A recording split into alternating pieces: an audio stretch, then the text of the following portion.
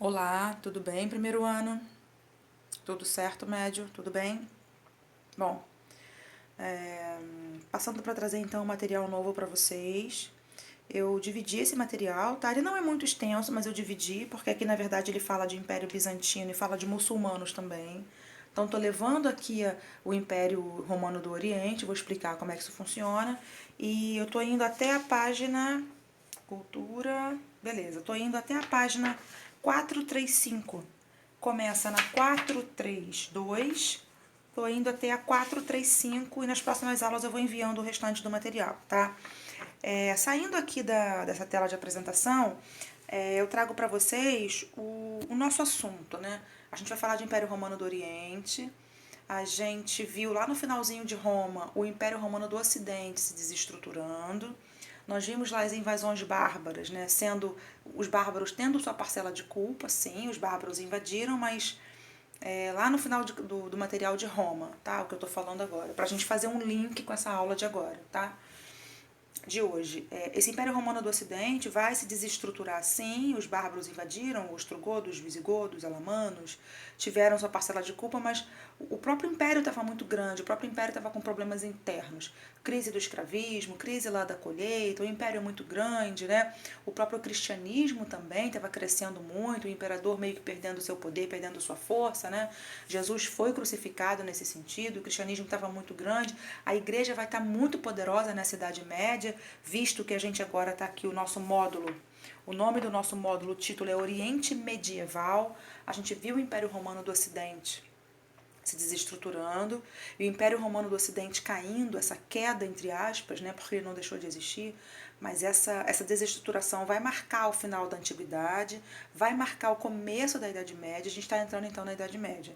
Aqui, esse módulo fala de Império Romano do Oriente. Aquele Império Romano do Ocidente caiu lá no século V com as invasões bárbaras, mas o Império Romano do Oriente vai resistir até o século XV. Jaque, mas por que dois impérios? Esse Teodósio, esse imperador Teodósio aqui, ó, eu trouxe o nome dele aqui no cantinho, Teodósio no século IV, né, eu coloquei aqui o título dessa tela do slide e no século IV reticências, vai ser o Teodósio que vai instituir o cristianismo como religião oficial, vide o crescimento, a força que o cristianismo estava naquele momento, Jesus já tinha sido crucificado, né? Então, mas deixou sua palavra, a palavra dele ficou, crucificaram Jesus, mas as ideias de Jesus tinham ficado, e os imperadores perceberam, caramba, não tem como lutar contra as coisas que Jesus deixou aí de legado, de herança não. O Teodósio vai ser o imperador que vai oficializar, enquanto religião oficial do império, o cristianismo, e vai dividir esse império em duas partes, no século IV, para facilitar a administração. Tá? Então aqui a gente vai ver um pouquinho, já que aquele Império Romano se desestruturou, já que os bárbaros invadiram lá no século IV, a gente está vendo aqui no século IV o lado do Oriente, tá? Esse Império Romano do Oriente vai ser fundado para não esquecer de falar, numa colônia grega. Vão ser os gregos que vão fundar ali, chamada Bizâncio, onde hoje é Istambul, na Turquia, lá no Oriente Médio, tá? Então eu falei aqui um pouquinho nessa tela, né? Trouxe aqui a ideia do Império Romano do Ocidente, se desestruturando no século V, os bárbaros invadiram, algumas coisas acontecendo ali dentro, né? Problemas internos no próprio Império, o Império com um tamanho muito extenso, nós vimos as guerras de expansão, o Império cresceu muito, estava muito difícil de administrar aquilo tudo, por isso o Teodósio dividiu, tá? Ainda assim, ele vai cair, vai se desestruturar a parte ocidental no século V, e o Império Romano do Oriente vai resistir. Tá aqui, ó, Império Bizantino. Quando vocês virem essa palavra bizantino, é o outro nome, né? O Império Romano do Oriente é conhecido como Império Bizantino também, por conta de Bizâncio, que é aquela colônia grega onde foi fundado o Império, tá? Capital era Bizâncio, mais tarde passou a ser Constantinopla o nome, em homenagem lá ao Constantino, o imperador, hoje Istambul, tá? Esse cesaropapismo aqui vai aparecer lá na frente também. Esse imperador do Império Romano do Oriente dizia que ele era o governante lá do império, né? Ele administrava a política e a religião também. Era o César junto com o Papa, tá? trazer aqui a próxima tela. O Justiniano vai levar esse império a um crescimento muito grande, né? O imperador Justiniano vai fazer esse império chegar ali ao seu apogeu, a gente chama de apogeu, tá? E foi ele quem criou essa ideia do cesaropapismo, tá? Também vai ser o Justiniano que vai criar um código de leis. Inclusive eu botei uma seta aqui, ó, que dentro desse código de Justiniano, fazendo aí com que aquele código de talião, acho que a gente viu, nós vimos o código de talião do rei Hammurabi, aquilo vai cair, já que a gente está no Oriente, aquilo vai cair do olho por olho, dente por dente. A gente está vendo agora um código de leis, inclusive, que vai trazer uma herança para a contemporaneidade, né? Aqui eu coloquei uma seta, a gente fazendo um link, né? Já que história, as coisas, os momentos, né? Os assuntos estão muito linkados, né? Nada é solto. Quando acontece alguma coisa, a Guerra Fria, por exemplo, acontece, vai respingar no Brasil, vai respingar no Vietnã, vai respingar, né, em vários outros. Quando aconteceu, por exemplo, a Revolução Francesa, respingou em várias. A Revolução Francesa é muito interessante porque acaba respingando no mundo todo. Então a gente percebe que os assuntos não estão soltos. Aqui, quando eu vejo aqui essa setinha, olha, e tem aqui uma parte do Código de Justiniano que fala: o encargo da prova fica com aquele que afirma e não com o que nega. Isso aqui é aquele momento quando a pessoa é presa e aí o policial fala assim: você tem o direito de ficar calado. Né? Tudo que você falar pode ser usado contra você no tribunal. Então, a própria pessoa que está sendo presa, ela não tem obrigação de falar nada. Eu prefiro ficar calada. Eu prefiro me abster de falar alguma coisa. Eu não vou gerar prova contra mim mesma. Né? Veio desse código justiniano aqui, olha, o encargo da prova fica com aquele que está afirmando. Não é você que está dizendo que eu fiz alguma coisa de ruim, de errado? Então corre atrás da prova, porque eu não tenho que constituir prova para mim mesma.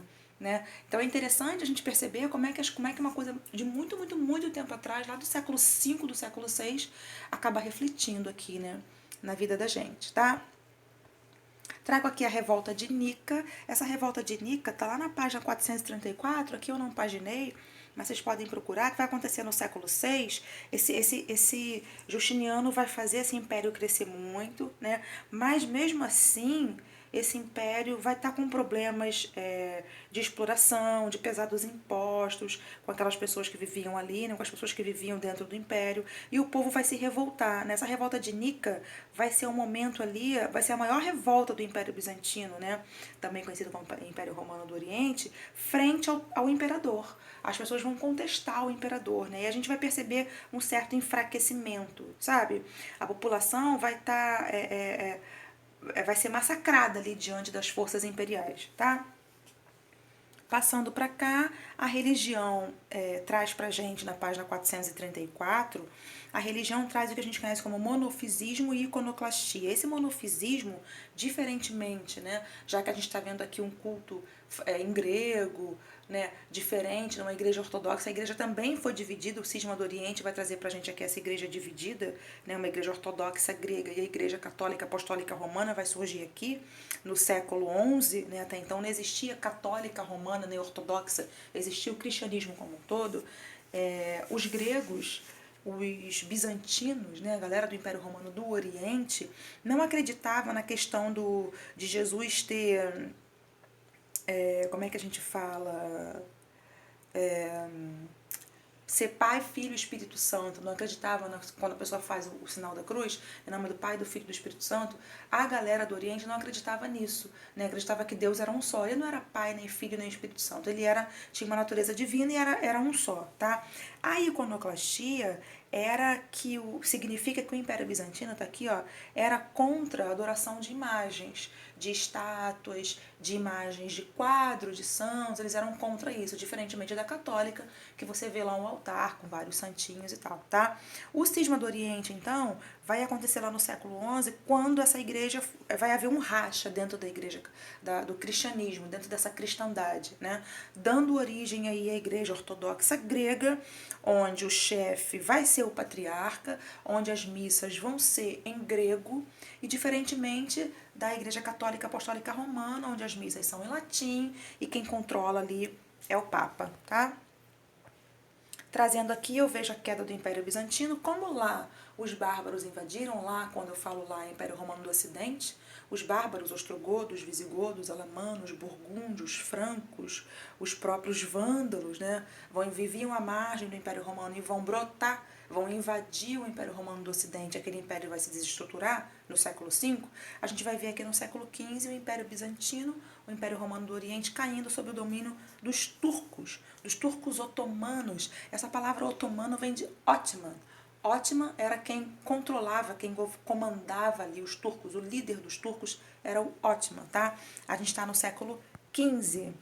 Lembrando que Ottoman, turcos otomanos, a galera era muçulmana, por isso que mais na frente um pouquinho a gente vai ver a civilização muçulmana, a gente vai ver esse mundo muçulmano aí crescendo, vai aparecer a figura do Maomé, tá? A expansão muçulmana aí pela Península Ibérica, tá?